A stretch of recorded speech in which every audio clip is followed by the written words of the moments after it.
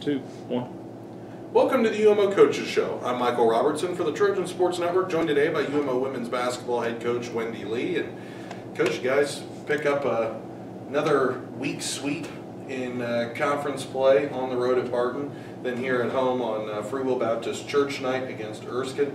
Let's start with that game against Barton. You guys have had, and it always seems to be true with any team, you get longer into the conference season, you get longer into the season as a whole, and you're starting to see most everybody, Barton you're seeing for the first time, but most everybody a second time, that there's really not any blowouts.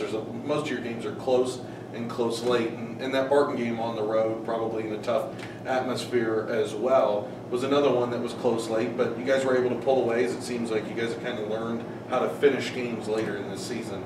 How big of a victory, and I know it's a big victory, but how big was it to see them close down the stretch and not allow Barton to continue to make that run?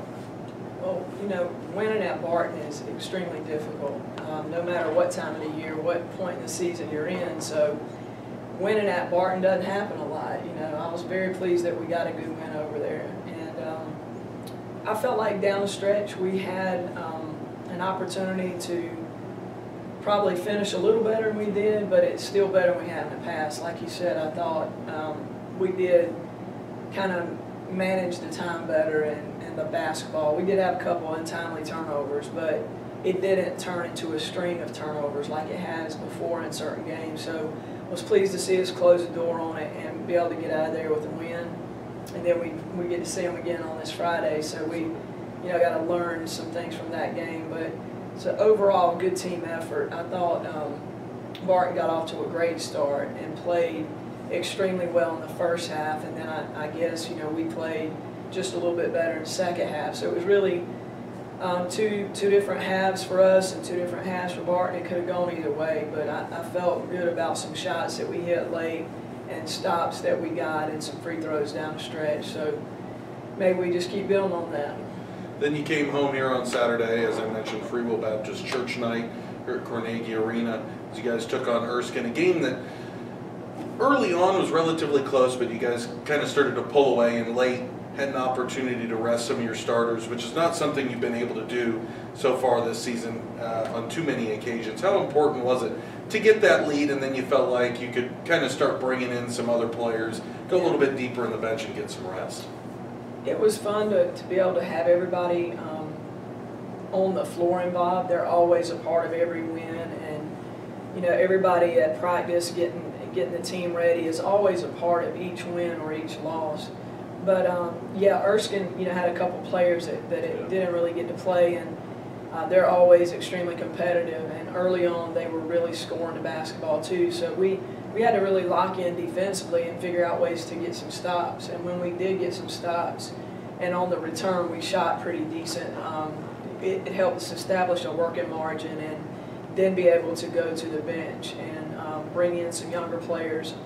And they contributed, I thought, did a good job as well, coming in ready to play and excited for the minutes and that kind of thing. So overall, really good team victory. And I know everybody's still getting ready for the tournament, and we could see Erskine again. So we got to see it as a good victory and a big win that we did score a lot of points in, but not overlook the fact that there were some circumstances that were leading into that game that were a little bit different for Erskine. So, but yeah, I was glad that everybody was really engaged and had a good outcome for everybody at that game.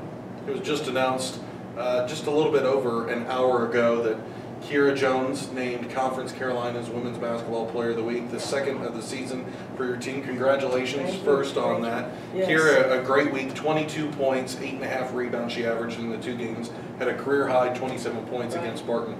We've talked about her, we've talked about the rest of the team, but with her winning the Player of the Week award, how big of an impact has she made here in your senior season? Yeah, she's somebody I definitely do not want to see go. There's no way to really put words on to Kiera as far as how she impacts the game for us and just the effort that the team gains by her effort. She just really plays so hard. She's a warrior. Everybody that watches her can feel her effort too, even just people in the stands. So I know it impacts the players around her. And when you have a player out there that's just got that will to win, plus just the fight in her to not let things go wrong. She wants things to go right. She wants it done the right way, and she holds us accountable on the floor and holds the bar really high. So extremely happy for her to be able to receive that honor this week, and I think she was very deserving of it. In the first NCAA regional rankings that released past Wednesday, you guys made an appearance, 10th, obviously the top 8 teams of the regional rankings. Once we get through conference tournament play, we'll advance the NCAA Southeast Regional Tournament. How important, obviously, is it to make the tournament, but does that kind of push you a little bit further, one, realizing you're in the rankings and obviously people are taking notice, but also that you have to do more to secure a berth for yourselves? It's big. I think cracking the window and getting in the 10 is important because, like you said, it's at least we've gained some attention to get votes to be in the rankings. But we have to play some tough teams coming up, and we need to play well against those teams. With King and Barton coming up in the first round of the tournament. So every game's a big game and every game's important, as it has been all year.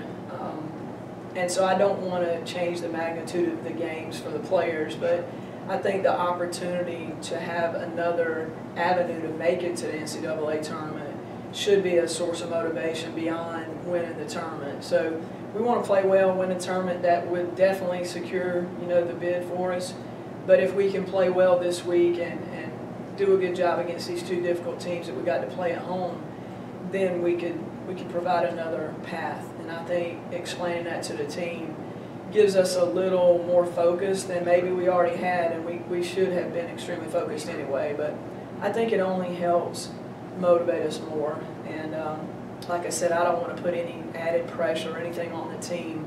And I think they understand that, you got this as a challenge. It's not pressure. It's a challenge and an opportunity to advance and do something really special this year. Absolutely. Thank you very much for your time, Coach, and good luck this weekend and this week wrapping up your regular season. Thank you, Mike. This has been another edition of the UMO Coaches Show here on the Trojan Sports Network. Exceptional degrees at an exceptional value. That's transforming education. The University of Mount Olive, transforming education, transforming lives. Learn more at umo.edu. That's umo.edu.